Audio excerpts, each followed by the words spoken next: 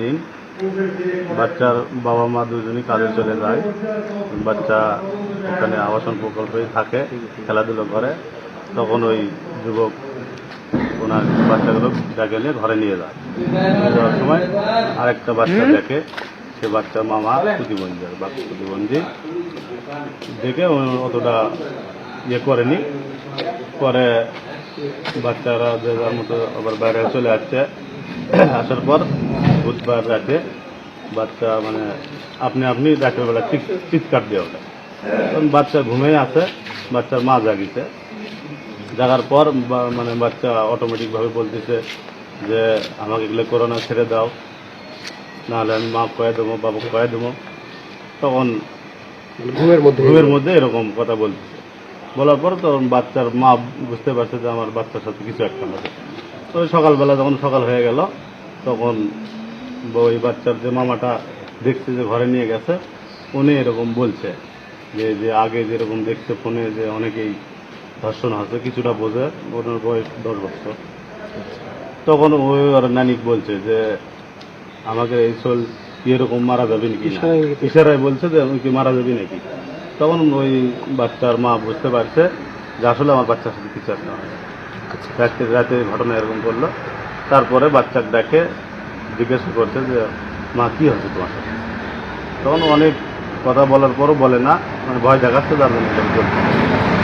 তারপর তখন মা তো স্বীকার করবি, কোনোভাবে স্বীকার করে নিয়েছে। তখন বলছে যে আমার গুরু ওই ঘরের মধ্যে দেখা লেগেছে, ওনারা দুইজন বাচ্চারা দুইজনে ঘরের মধ্যে দেখা লেগেছে।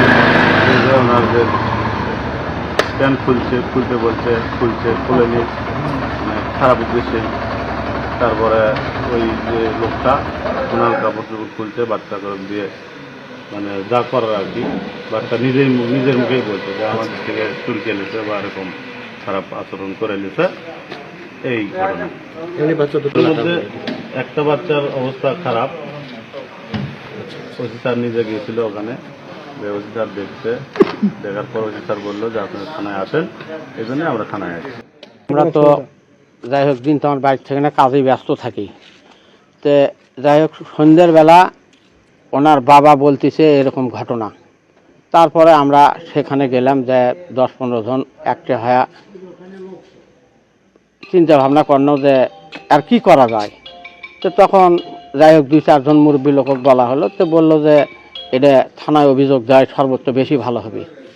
তা আমরা সবাই মিলে থানায় অভিযোগ দিয়ে থানার থেকে থানা ওসি গেল, যায় সেখানে কথা বলে এখানে থানায় আমরা আসলাম। আমরা আর একটা সুষ্ঠু বিচার চাই। দুটো বাচ্চাকে ইনি নষ্ট করে ফেলে বছর, এনার একটা সুষ্ঠু বিচার আমরা চাই বাবা। আমরা দৃষ্টান্তমূলক শাস্তি চাই আর সুষ্ঠু বিচার চাই, যাতে আইন আর সুষ্ঠু বিচার করা।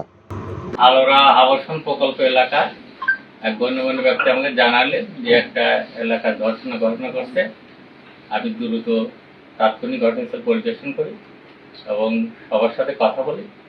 কথা বলার পরে আমি তাদের থানায় আসতে বলি এবং একটা ভিক্টিমের বয়স 7 বছর আর একটার বয়স প্রায় 7.5 বছর। থানায় আসার পরে একটা অভিযোগ দেয়। অভিযোগ দেওয়ার পরিপ্রেক্ষিতে আমরা মামলা রেকর্ড করি। রেকর্ড করার পরে আমরা আসামি গ্রেপ্তারের চেষ্টায় আছি। প্রাথমিকভাবে যেহেতু যে ভিক্টিমের মা তিনি নিজেই একটা ধর্ষণের অভিযোগ দিয়েছেন, আর একটা ভিক্টিমের মা ধর্ষণের চেষ্টা। ভিক্টিম যেহেতু 2টা, ওই আইনেই আমরা অভিযোগ নিয়েছি এবং তারই ধারাবাহিকতায় আমরা মামলাটি রেকর্ড করেছি।